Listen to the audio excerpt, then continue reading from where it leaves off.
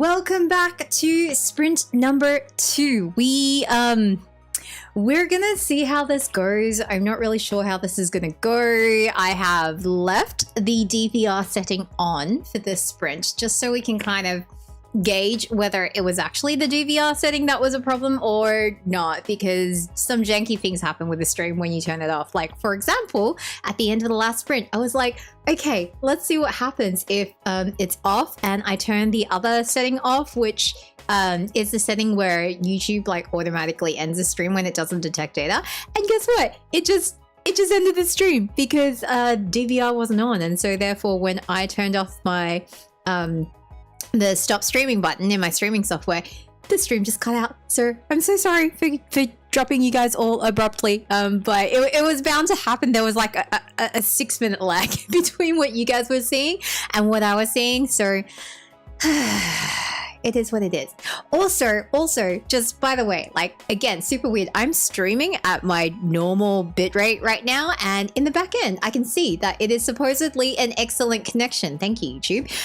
Anyway, things seem to be back to normal-ish for this sprint because I now have my little highlighty thing back. So Jim asked, why not set up the time for 2 hours and 15 minutes and then only sprint for 2 hours? And my guess is that YouTube doesn't like channels like these where no income is generated.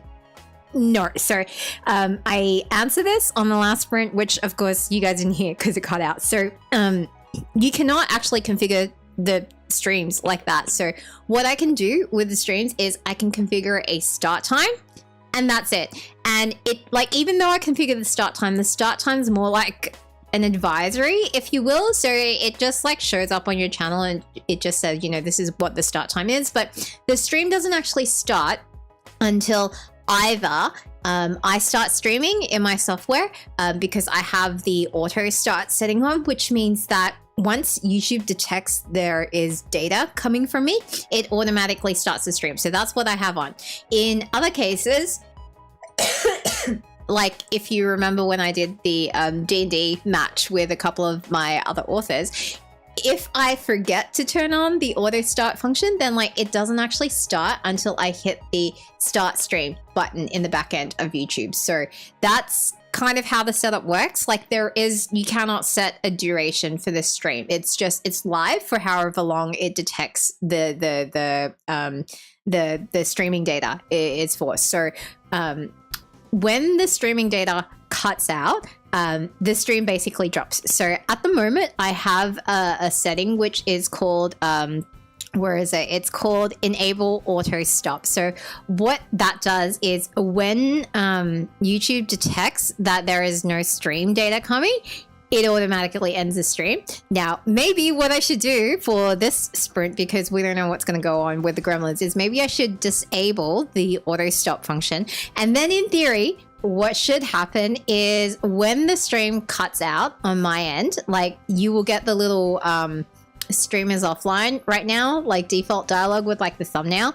And in theory, when my connection reconnects itself, the stream should resume itself and we shouldn't get any like cutouts unless I press the end stream button. So we shall try that for this sprint. I don't know how it's gonna go. It's just, I don't know, YouTube and my internet connection being janky. So we'll try it. We'll try it and see what happens. And fingers crossed, maybe that will be a better setup and we'll roll with it going forward. Let's see. Elaine says, my bet is that it's the Australian internet. Yeah, like I really, truly think it is the Australian internet. Like, you guys have no idea how bad, how utterly terrible our internet infrastructure is. And it's just our government doesn't care. It doesn't care. It's so short-sighted. Oh my god. But anyway, apparently it's looking good so far and we're just about up to date on the chat. So cool. Awesome. All right. So hello and welcome to Elaine, Jim, Jerome, and Chris Still crew. What am I going to do this sprint? So this sprint, my goal, I think, is I'm going to finish my Kickstarter update. And then after that, I don't know, I really probably should do some promo posts and stuff like that, but my brain's just like, I don't want a promo. I don't want a promo. I want to write stuff that's not promo stuff. So I may go back to doing some annotations or something. I haven't done those in a while. So that is my current plan. I am going to put 2 hours on the clock and we are all going to get some work done, and fingers crossed the gremlins won't attack, and if they do, we'll be able to resume. So that is the plan. Let's go.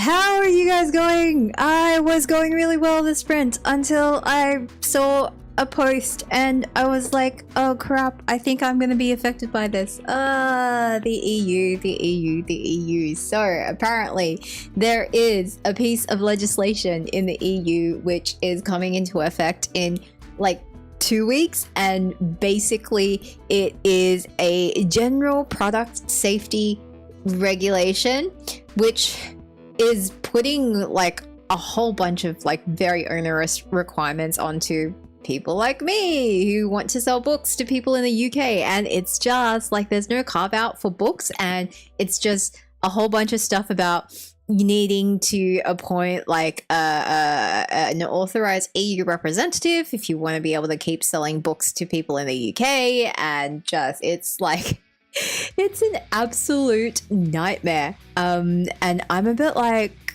I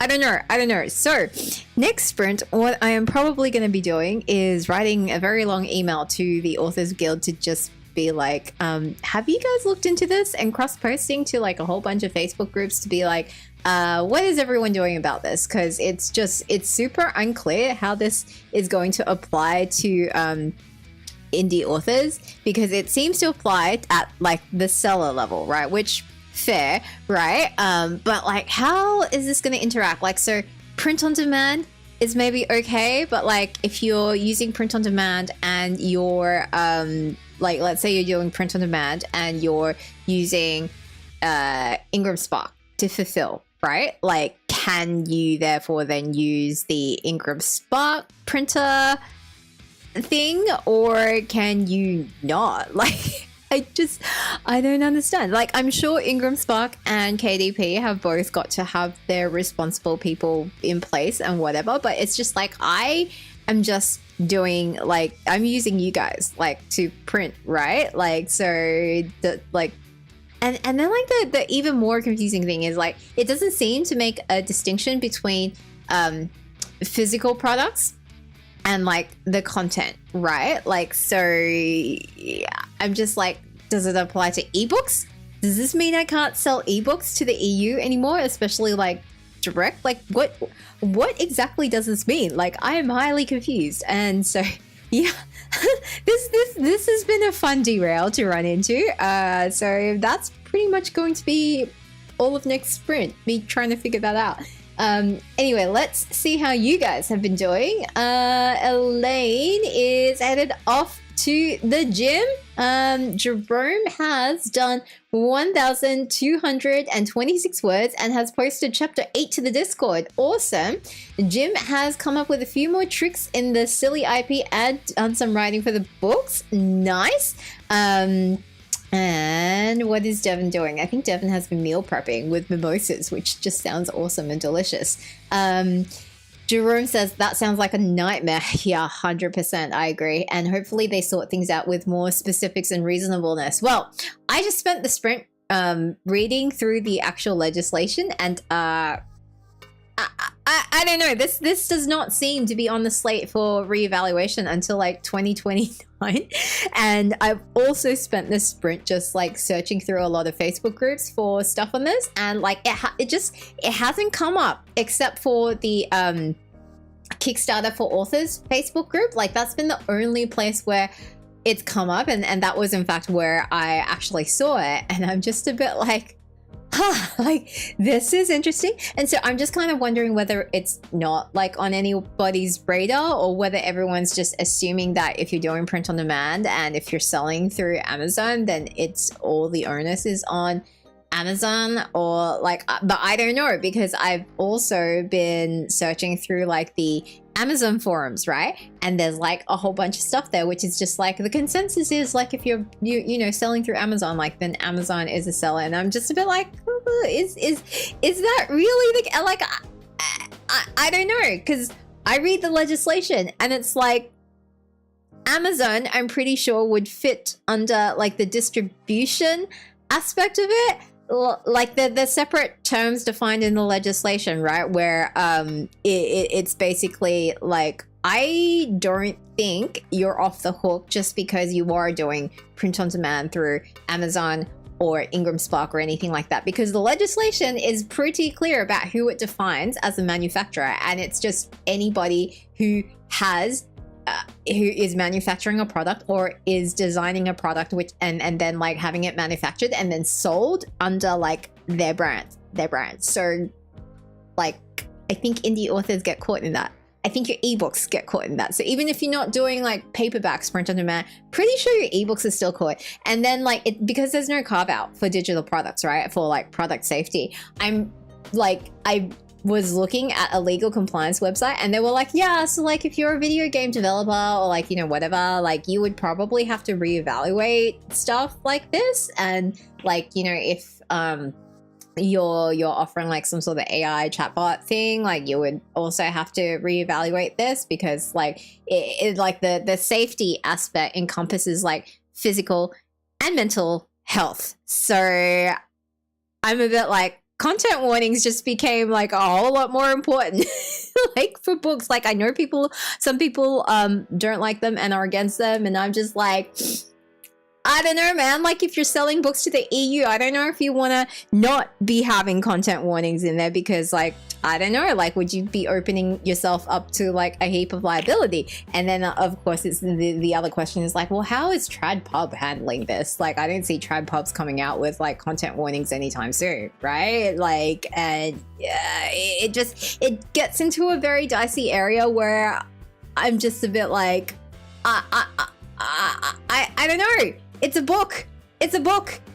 If somebody like, you know, like, and content warning here for, you know, self-harm and stuff, but like if somebody has read a book, right, and they are not in a stable frame of mind and they end up self-harming as a result, like what does that mean? Like, are you now on the hook under this legislation for product safety if you didn't include content warnings in there? Like I am okay because I have content warnings in my front matter right now, which basically says this book is intended for, you know, like this kind of audience, and like here's a detailed list of content warnings, like which is available on my website and all of that stuff.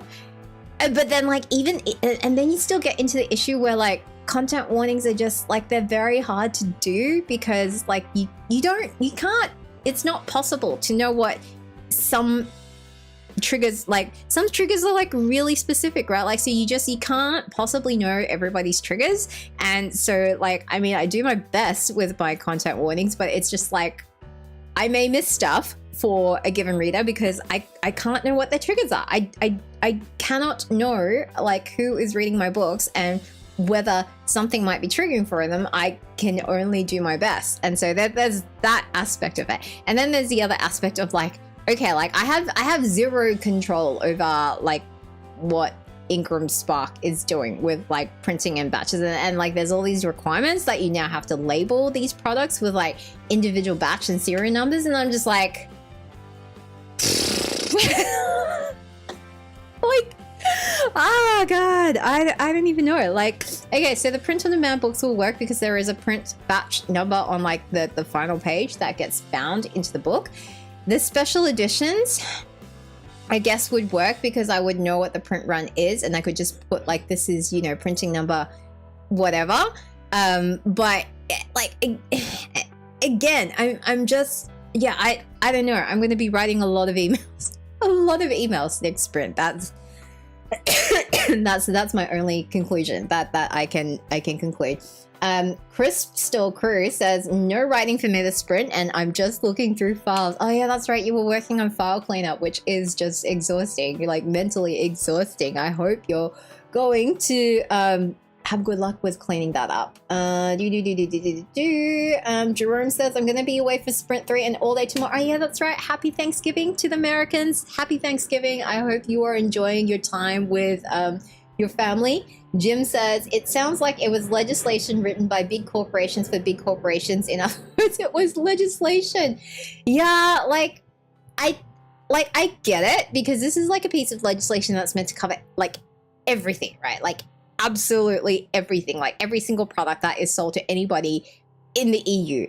And so I get that like books are and like indie authors, especially selling direct, are like a very, very like we're not on the radar. We're like specks of like dust, right?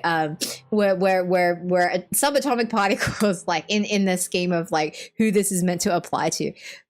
But I'm just like, it still applies. It still applies to comply with the law. I still have to comply with this. So now I'm just like, I don't know. Like, does this mean I now have to like tell every single backer who is in the EU, like, I'm sorry, like I can't legally give you your books and your awards because it's just like I can't. Like I can't, not unless I want to pay like, you know, 4,000 like to 4,000 euro for some yeah, I don't know. So lots of emails from me headed out the sprint. You know what, yeah, the next sprint I'm just going to be writing lots of emails. Yeah, I like, if there's just I don't know what to do about that. Devin says, that is so scary. I shouldn't have to worry about someone's feelings when I write dark fantasy because it's dark. Like, yeah, like, I mean, I would like, and this is kind of where I sit with like content warnings in general. I'm just kind of like, the genre label should, by and large, be like the thing, right? Like if I'm writing adult grimdark fantasy, like adult epic grimdark fantasy, like I'm just kind of like, the genre should tell you everything you need to know. Like, so don't, you know, be surprised if there's gonna be gore and violence and, you know, stuff like that in there. Like, it's adult grimdark epic fantasy. like that kind of says it all. But like, yeah, I don't know, like, and I don't know if you guys have had this happen to you, but like, this has happened to me as like being someone who writes under a obviously feminine pen name in fantasy. Like, my books get misshelved all the time. Like, if I walk into my local library and look for my book, where is it sitting? Not in adult fantasy, but in, you know, young adult fiction. So, and like, I'm not the one who made the decision to put that there. Like, I'm just like, I think it's pretty clear from the way I market the, like, everything, like the cover, the blurb, like, I think it's pretty clear that this is not, like, this is not YA. But I mean, people are going to shelve my books in YA, like, and I've had reviewers shelve it in YA. I've had reviewers include, like, comments in their reviews where they're just like, it's a YA, and I'm just like, no, not really. Like, just because I write under a feminine pen name and like the age of the protagonist is, you know, 17, like, that does not mean it's YA. Like, you can have adult fantasy. Like, oh my God, like, you know, Mistborn was originally published as adult fantasy, and then it got reshuffled to YA because the publisher was obviously hoping to capitalize on the sales. And I mean, like, he could make an argument like that. I don't know, like, arguably, like, yeah, fine. Like, I don't think I would blink if I found, would I blink if I found Mistborn on a YA shelf? Maybe. Like, a lot of the like the darkness of the Mistborn setting is not spelled outright, right? Like, it's present in the books, but it's not like it's not dramatized, right? Because it is Brandon Sanderson, but like, it's clearly there. It's all clearly there. If Brandon Sanderson was writing under a female pen name, if it was Brenda Sanderson, right? Pretty sure it would get shelved and marketed as YA. Like, it's just yeah, like, sexism in publishing is fine. Anyway, Devin says, and the blurb is a dead giveaway because people die, there may be romance, but definitely expect a few. Yeah. Like, the thing is, right, like, it's not that YA can't be dark. Like, and like, I don't know, like I've read some pretty dark YA books, like, and I don't mean like the new style YA, which is a certain vibe, right, these days, right? Like, you guys know what I mean by like the YA vibe these days. But like, I've read like if you go back and you read like stuff like Susan Cooper, right? Like, The Dark is Right. Like, those books can get dark. Like, there can be dark YA and like done very well. And it's, yeah, I don't know. I hate the whole thing. I hate the whole thing. Yeah, it's just not great. Anyway, I am gonna stop ranting now. We are gonna take a super quick 15-minute break or so, while I just low-key go panic over this piece of legislation, and then when we come back, I will gonna start writing my emails to my to lawyers and to everybody, and just be like, yo, what is everybody doing about this? Because like, yeah, this is not fun. Jim asks, where would you put Harry Potter? Because I think it starts for a younger group but then gets darker. Yeah, so Harry Potter is weird because it starts middle grade, right? Not very good middle grade, but it starts middle grade, and then by the time you get to Deathly Hallows, like Deathly Hallows is clearly adult. It's a series where like the books progressively become more adult and darker. And it's one of those things where I think it worked on release because like the audience for those groups basically the audience for that series basically grew up with the books as they came out. And so that was kind of like fine, right? Like it does cause problems because if I were to give the books to my daughter right now at this age, like I would probably be okay. Like she'd probably be fine to read Harry Potter and like the Philosopher's Stone. It's clearly middle grade. I don't know that she'd have a great time reading it because it's so. It's just not super great. I think there are better books out there to read. The second one, and like The Prisoner of Azkaban, is the second one The Prisoner of Azkaban? I think it is. Like that one would probably be okay too. The third book is what? Goblet of Fire? I think it's Goblet of Fire. Like everything kind of up to Goblet of Fire is okay, and Goblet of Fire is kind of on the cusp, like because of what happens at the Triwizard Tournament, and like it gets kind of dark like from there, and then from like Order of the Phoenix onwards, I would just be like, yeah, nah. Yeah, no, like Order of the Phoenix onwards, I would say is like you're firmly YA, and Deathly Hallows. I don't know, like would I call Deathly Hallows adult?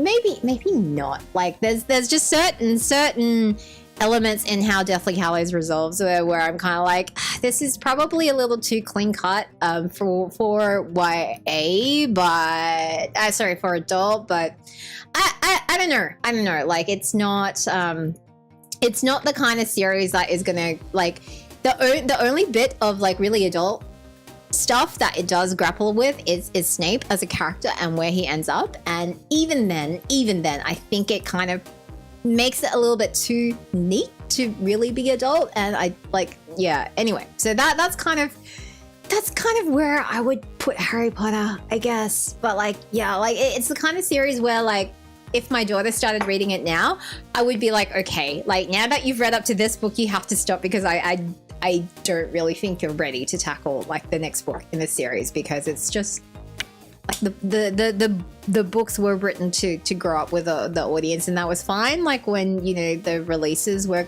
a couple of years apart, but like it kind of it's a problem when like you have them all on the shelf, because like try telling a kid who loves reading, no, you can't read that book.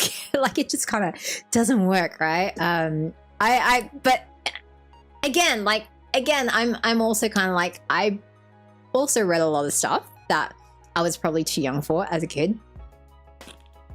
Like, am I okay? Like, I think I'm okay. Like, some days I'm not okay, but like the days where I'm not okay, like, I'm a bit like, the days where I'm not okay did not have anything to do with like the books that I was reading that was not targeted towards me as like an audience, right?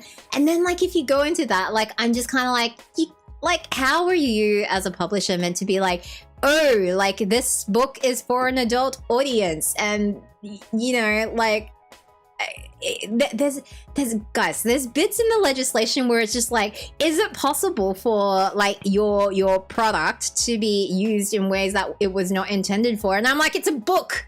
If someone has it on their shelf and it's an adult book, and then they have guests come over, and those guests have kids, and they bring their kids, and the kids enjoy reading, and they see an adult book on the table, like, is it possible that the kid might see a book and go, oh, cool cover, I wonder what's inside it, crack it open and start reading? Yeah, like that's entirely possible. Oh my god, that happens like all the time. Like the number of books that were not children or age appropriate that I read when I was young, just because like like came across them like in a library or a bookstore, like who's gonna be policing that? Like, of course it's gonna happen.